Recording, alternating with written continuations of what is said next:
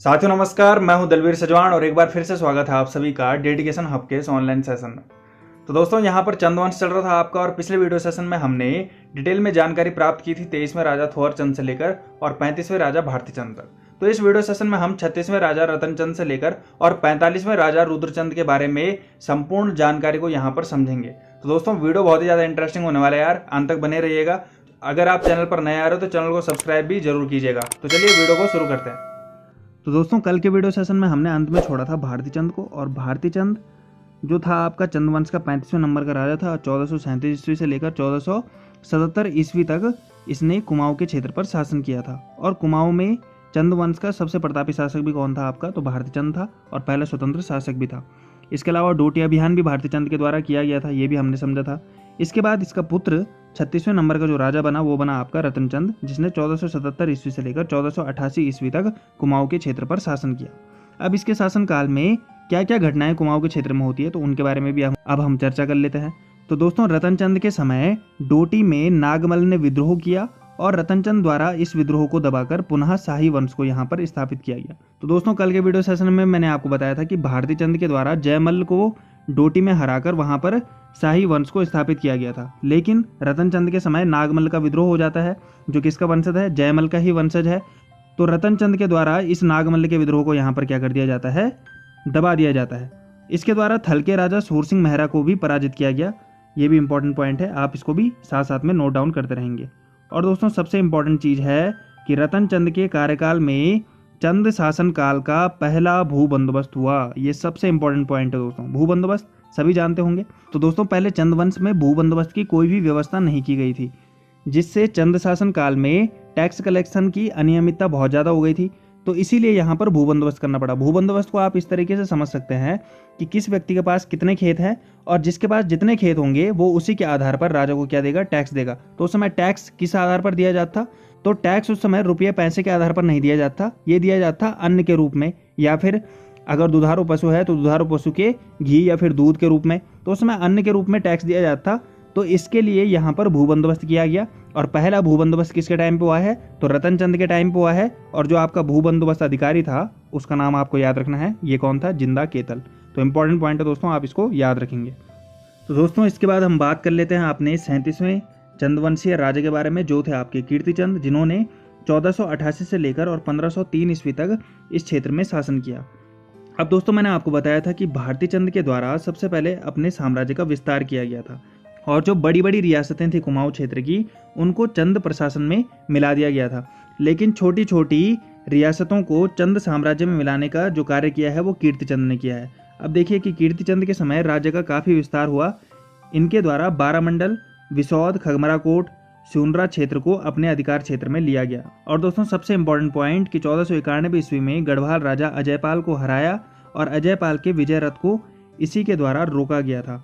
अब दोस्तों वैसे हम पंवार वंश आगे भी पढ़ने वाले हैं, लेकिन पंवार वंश के बारे में यहाँ पर मैं आपको बता दूं कि अजयपाल 37वें नंबर का राजा सबसे ज़्यादा प्रतापी राजा था, और इसके द्वारा गढ़वाल के 52 गढ़ों को जीता गया था। अब ये बहुत ज़्यादा उत्साहित हो गया था, तो 52 गढ़ों को विजित करने के बाद कुमाऊं के क्षेत्र पर भी अटैक कर लिया। तो कुमाऊं के क्षेत्र में इसका जो सामना हुआ वो हुआ कीर्तिचंद से, और कीर्तिचंद के द्वारा अजयपाल के विजय रथ को यहाँ पर क्या कर दिया गया, रोक दिया गया। तो इंपॉर्टेंट पॉइंट है, आप इसको याद रखेंगे। इसके बाद दोस्तों कीर्तिचंद के बाद क्रमशः प्रतापचंद, ताराचंद, माणिकचंद, कल्याणचंद द्वितीय और पूर्णचंद शासक बने।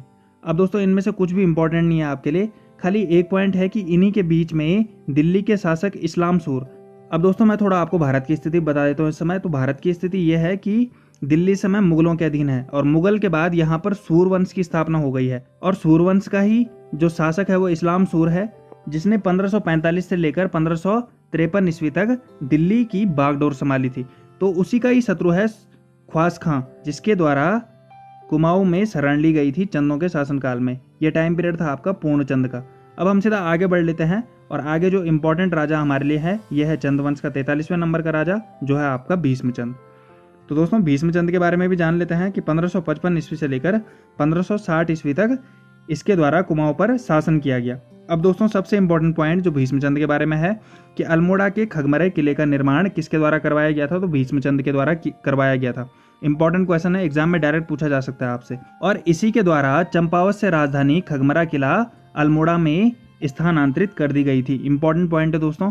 अब दोस्तों आपके पास यहाँ पर 2-3 क्वेश्चन आते हैं कि चंपावत से राजधानी अल्मोड़ा कौन लाया था। अब आपके सामने ये डाउट वाला क्वेश्चन हो जाता है यार, क्योंकि बहुत सारी बुक्स में आपको बालो कल्याण चंद मिलता है।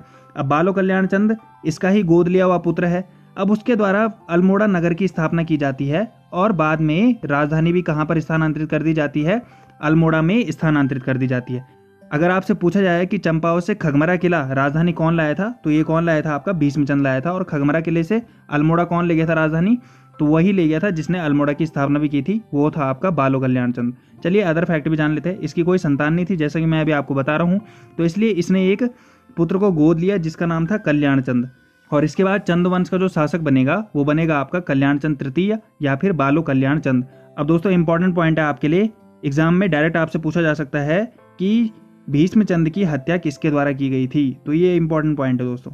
तो खस राजा गजवा ठिंगा के द्वारा इसकी हत्या कर दी गई थी। इंपॉर्टेंट क्वेश्चन है, आप इसको नोट डाउन कर लेंगे। तो दोस्तों भीष्मचंद के बाद जो कुमाऊं की गद्दी पर बैठता है ये है आपका कल्याण चंद तृतीय या फिर बालो कल्याण चंद, जिसके द्वारा 1560 ईस्वी से लेकर 1565 ईस्वी तक इस क्षेत्र में शासन किया गया था। तो क्रम याद रखेंगे तो 44वें नंबर का राजा है और भीष्मचंद के द्वारा गोद लिया हुआ पुत्र है।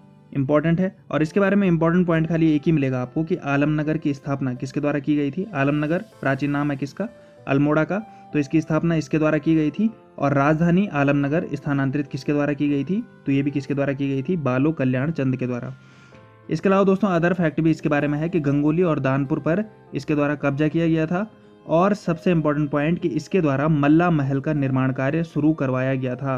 अब आपको बहुत सारी बुक में मल्ला महल का जो निर्माण कार्य है वो किसके शासनकाल में हुआ था, इसमें भी आपको बार बार कंफ्यूजन क्रिएट होता है, क्योंकि आपको कुछ बुक में कल्याण चंद मिलेगा और कुछ बुक में क्या मिलेगा, रुद्रचंद मिलेगा। तो भैया अब इस गुत्थी को हम किस तरीके से सुलझाएं। तो दोस्तों मल्ला महल का जो निर्माण कार्य शुरू करवाया गया था वो बालो कल्याण चंद के द्वारा शुरू करवाया गया था। और मल्ला महल का जो निर्माण कार्य पूरा हुआ वो किसके शासनकाल में हुआ, तो वो रुद्रचंद के शासनकाल में हुआ। तो इंपॉर्टेंट है, आपसे जिस हिसाब से क्वेश्चन पूछा जाता है आप उसी हिसाब से इसका आंसर देंगे। और इसके अलावा लाल मंडी किले का निर्माण भी 1563 ईस्वी में इसके ही द्वारा करवाया गया था, जिसे आज फोर्ट मेरा के नाम से भी जाना जाता है। इंपॉर्टेंट पॉइंट है दोस्तों। तो ये है बालो कल्याण चंद आपका। इसके द्वारा क्या क्या करवाया गया, सबसे पहले तो आलमनगर की स्थापना, आलमनगर राजधानी, इसके अलावा मल्ला महल का निर्माण कार्य शुरू करवाया गया। और थर्ड पॉइंट है लाल मंडी किले का निर्माण 1563 ईस्वी में करवाया गया, जिसे आज के टाइम पे हम क्या बोलते हैं, फोर्ट मेरा किला भी कहते हैं। इसके बाद दोस्तों बढ़ते हैं हम अपने नेक्स्ट राजा, जो सबसे इंपॉर्टेंट है आज का, यह है आपका रुद्रचंद। तो दोस्तों रुद्रचंद जिन्होंने 1565 ईस्वी से लेकर 1597 ईस्वी तक कुमाऊं के क्षेत्र पर शासन किया था, 45वें नंबर का राजा है। मैं बार बार आपसे बोल रहा हूं दोस्तों कि क्रम आपको जरूर याद रखना है कि कौन से नंबर का है। अब दोस्तों रुद्रचंद के शासनकाल में क्या क्या घटनाएं घटी इसके बारे में भी हम चर्चा कर लेते हैं। तो दोस्तों अकबर का समकालीन था, और अकबर के समकालीन यही नहीं था, बालो कल्याण चंद भी था, उससे पहले का आपका भीष्मचंद भी था। तो इस तरीके से ये सारे समकालीन थे किसके, अकबर के। तो दोस्तों अकबर का समकालीन था और पहला चंद शासक था जिसने मुगलों की अधीनता स्वीकार की। इंपॉर्टेंट पॉइंट है। और मुगलों में किसकी अधीनता स्वीकार की, तो अकबर की अधीनता स्वीकार की। और कब स्वीकार की, तो 1587 ईस्वी में। डायरेक्ट क्वेश्चन पूछा जा सकता है आपसे, नोट डाउन कर लेंगे आप। इसके बाद रुद्रचंद ने अकबर को तिब्बती याक, कस्तूरी हिरणों की खालें भेंट की और अकबर के द्वारा रुद्रचंद को 84 माल परगने की जमींदारी दी गई। तो इंपॉर्टेंट पॉइंट है 84 माल परगना, मैं कई बार आपको बता चुका हूँ 84 माल परगना किस क्षेत्र को कहा जाता था, तो जो आपका तराई भाबर वाला जो क्षेत्र है इसको उस समय किस नाम से जाना जाता था, तो आपके 84 माल परगने के नाम से जाना जाता था। इसके अलावा हम बात कर लेते हैं रुद्रचंद के प्रशासन के बारे में कि प्रशासन में इसके द्वारा क्या क्या कार्य किए गए। तो सबसे इंपॉर्टेंट पॉइंट है दोस्तों, रुद्रचंद के द्वारा गढ़वाल के सरोला ब्राह्मणों की भांति कुमाऊं में चौथानी ब्राह्मणों की नियुक्ति की गई। अब दोस्तों गढ़वाल में सरोला ब्राह्मणों की जो नियुक्ति की थी वो अजयपाल के द्वारा सबसे पहले की गई थी, और उसी की तर्ज पर रुद्रचंद के द्वारा चौथानी ब्राह्मणों की नियुक्ति कहाँ पर की गई, तो कुमाऊं वाले क्षेत्र में की गई। चौथानी ब्राह्मणों के नीचे पचबेड़िए तथा तिथानी ब्राह्मण और उसके नीचे हलिये या फिर पितलिये ब्राह्मणों के वर्ग इसके द्वारा बनाए गए। और दोस्तों अदर इंपॉर्टेंट फैक्ट भी आपके लिए यहाँ पर है कि ओली ब्राह्मणों की नियुक्ति भी इसी के शासनकाल में हुई, जिनका कार्य ओले पड़ने पर लोगों को सतर्क करना था। तो दोस्तों ये सारे फैक्ट जो ब्राह्मणों की नियुक्ति संबंधित है आपसे पूछे जा सकते हैं कि चौथानी ब्राह्मणों की नियुक्ति किसके द्वारा हुई या फिर ओली ब्राह्मणों की नियुक्ति किसके द्वारा हुई। तो किसी प्रकार के ब्राह्मण है वो आपका आंसर क्या हो जाएगा, रुद्रचंद हो जाएगा। इसके अलावा दोस्तों घरों का कार्य करने के लिए छयोड़े व छयोड़ियों की नियुक्ति भी सर्वप्रथम इसी के काल में हुई। अब दोस्तों सेवा कार्य के लिए चंद शासन काल में दो प्रकार के सेवक थे, एक थे आपके कैनी और दूसरे थे आपके छयोड़े या फिर छयोड़ी। अब दोस्तों कैनी को आप इस तरीके से भी समझ सकते हैं कि ये सामान को एक जगह से दूसरे जगह ले जाने का कार्य करते थे और राजमहल के जो अन्य कार्य होते हैं उनको भी कर लेते थे। लेकिन कैनी और छेड़े छयोड़ियों में खाली एक ही अंतर था कि भैया कैनी जूठा नहीं खाते थे और छेड़े छयोड़ी क्या करते थे, जूठा खाते थे। तो इसीलिए इनको क्या कहा जाता, छयोड़े या फिर छयोड़ियाँ कहा जाता था। तो आप इस पॉइंट से इसको समझ सकते हैं। इसके अलावा दोस्तों रुद्रचंद के शासनकाल में युवाओं को संस्कृत अध्ययन करने के लिए कश्मीर व इलाहाबाद भेजा गया। इंपॉर्टेंट है दोस्तों। तो दोस्तों आपसे डायरेक्ट क्वेश्चन पूछा जा सकता है कि किस चंद राजा के शासनकाल में युवाओं को संस्कृत अध्ययन करने के लिए कश्मीर या फिर इलाहाबाद भेजा गया था। तो आपका आंसर क्या हो जाएगा, तो आपका आंसर हो जाएगा रुद्रचंद। इंपॉर्टेंट पॉइंट है। और इसके बाद हम बात करते हैं दोस्तों रुद्रचंद के द्वारा साम्राज्य विस्तार के ऊपर किए गए अभियानों के बारे में। अब देखिए दोस्तों रुद्रचंद बड़ा ही जिज्ञासु राजा था और साम्राज्य विस्तार के ऊपर इसने बहुत ज़्यादा जोर दिया। अब देखिए इसमें जो सबसे पहला अभियान किया इसने, ये था इसका बधानगढ़ अभियान जो 1581 ईस्वी में हुआ। और 1581 ईस्वी में एक युद्ध इसके द्वारा किया गया जिस युद्ध को कहा जाता है इतिहास में ग्वालदम का युद्ध। तो ग्वालदम के युद्ध में जो इसका सामना हुआ ये हुआ पंवार शासक बलभद्र शाह से। इसको भी आप थोड़ा याद रखेंगे, बलभद्र शाह से इसका कहाँ पर मुकाबला होता है, तो ग्वालदम या फिर बधानगढ़ वाले क्षेत्र में होता है। और यहाँ पर जो इसका भरोसेमंद सेनापति था जिसका नाम था पुरुषोत्तम पंत, तो पुरुषोत्तम पंत इसमें क्या हो जाता है, शहीद हो जाता है और इस युद्ध में ये पराजित हो जाता है। इसके बाद दोस्तों इसको समझ में आ गया था कि जब तक किसी बड़े शख्स का हाथ मेरे ऊपर नहीं होगा तब तक मैं अपने साम्राज्य विस्तार को नहीं कर सकता हूँ। तो इसीलिए 1587 ईस्वी में इसने किसकी अधीनता स्वीकार की थी, तो इसने अकबर की अधीनता स्वीकार कर ली थी। और इसके बाद अकबर से भेंट करने ये लाहौर में भी गया था 1588 में। अच्छा ऊपर ये पॉइंट छूट गया होगा, आप इसको नोट डाउन कर लेंगे। तो अकबर से भेंट करने कहाँ गया था, ये लाहौर में गया था। और अकबर से इसकी भेंट कब हुई थी, तो 1588 ईस्वी में हुई थी। इसके बाद जब ये वापस आया तो इसको 84 माल परगने की क्या मिल गई थी, दीवानी मिल गई थी। और यहीं पर उस समय हुसैन खां ने कब्जा कर रखा था। तो हुसैन खां के कब्जे से इसको डायरेक्ट क्या मिल गया भैया, आज़ादी मिल गई। जैसे अकबर का हाथ इसके ऊपर आया तो ये वाला क्षेत्र इसको आसानी से मिल गया। इसके बाद दोस्तों ये सौर क्षेत्र पे इसने कई बार अटैक किया और जो छोटी छोटी रियासतें थी यहाँ पर इनको अपने अधिकार क्षेत्र में लेने का बार बार प्रयास करता रहा। इसके अलावा इसने सीरा क्षेत्र पर भी अटैक किया और अस्कोट हो गया, दारमा हो गया या फिर जौहार क्षेत्र हो गया, इन क्षेत्रों को धीरे धीरे अपने राज्य में सम्मिलित करता रहा। तो दोस्तों इस प्रकार से रुद्रचंद के द्वारा साम्राज्य विस्तार के ऊपर कई सारे अभियान किए गए। उम्मीद है आप समझ गए होंगे। अब इनको डिटेल में भी हम जान लेते हैं। तो दोस्तों जैसे कि मैंने अभी आपको बताया था कि 1581 ईस्वी में रुद्रचंद के द्वारा बधान क्षेत्र पर हमला किया गया था और इस आक्रमण के बाद ग्वालदम युद्ध में बलभद्र शाह के हाथों यह पराजित हो जाता है और इसका बहादुर सेनापति जो था पुरुषोत्तम पंत इस युद्ध में मारा जाता है। इसके अलावा आगे बढ़ते हैं, सौर क्षेत्र पर भी आक्रमण करके यह क्षेत्र अपने राज्य में मिला देता है और रुद्रचंद के द्वारा तराई क्षेत्र पर भी आक्रमण किया जाता है। उसके समय में हुसैन खान ने इस क्षेत्र पर कब्जा कर लिया था। मैंने आपको बताया था कि अकबर की अधीनता स्वीकार करने के बाद जो ये तराई वाला क्षेत्र है ये ऑटोमेटिक किसके अधिकार क्षेत्र में आ गया था, तो रुद्रचंद के अधिकार क्षेत्र में आ गया था।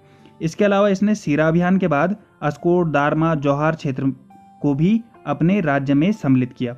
आपको ये पॉइंट भी ध्यान रखना है। और इसके प्रमाण हमें कहाँ से मिलते हैं, तो सीरा से रुद्रचंद के भूमि संबंधी दस्तावेज हमें प्राप्त हुए हैं जिसके द्वारा हमें पता चलता है कि सीरा अभियान किसके द्वारा किया गया था, तो रुद्रचंद के द्वारा किया गया था। और इसके अलावा दोस्तों नोट में इंपॉर्टेंट पॉइंट आपके लिए है कि रुद्रचंद के समय में ही मल्ला महल का निर्माण कार्य पूरा हुआ था। जैसे कि मैंने अभी आपको ऊपर बताया था ना कि बालो कल्याण चंद के समय में क्या हुआ था, इसका निर्माण कार्य शुरू हुआ था, लेकिन पूरा कब हुआ था, तो रुद्रचंद के समय में हुआ था। इसके अलावा दोस्तों अदर फैक्ट भी हम जान लेते हैं कि रुद्रचंद के समय में 2 संस्कृत ग्रंथों की रचना हुई। ये कौन कौन से थे, भयन शास्त्र और त्रैवर्णिक धर्म निर्णय। आपको दोनों याद रखने हैं, एग्जाम में पूछा जा सकता है। इसके शासनकाल के समय डोटी पर रैका राजा हरिमल का शासन था और रुद्रपुर नगर की स्थापना भी इसके ही शासन काल में हुई थी। तो दोस्तों ये सारे फैक्ट जो रुद्रचंद से संबंधित है ये एग्जाम पॉइंट ऑफ व्यू से भी इंपॉर्टेंट है। आप इन्हें नोट डाउन कर लेंगे और उसके बाद याद करने की भी कोशिश करेंगे। तो साथियों आज आपने रुद्रचंद तक चंदवंशीय राजाओं के बारे में संपूर्ण जानकारी प्राप्त कर ली है। अब नेक्स्ट वीडियो सेशन में हम चर्चा करेंगे लक्ष्मी चंद, बाज बहादुर चंद, जगत चंद जैसे राजाओं के बारे में और उनसे संबंधित जितनी भी detail exam point of view से इंपॉर्टेंट हो सकती है उनको भी डिस्कस किया जाएगा। तो दोस्तों कैसा लगा आपको ये वीडियो पसंद आ रहा हो यार तो आप इसे लाइक कीजिए, अपने दोस्तों तक शेयर कीजिए और चैनल पर नए आ रहे हो तो चैनल को सब्सक्राइब जरूर कीजिएगा। मिलते हैं नेक्स्ट वीडियो सेशन में, तब तक के लिए बहुत बहुत धन्यवाद।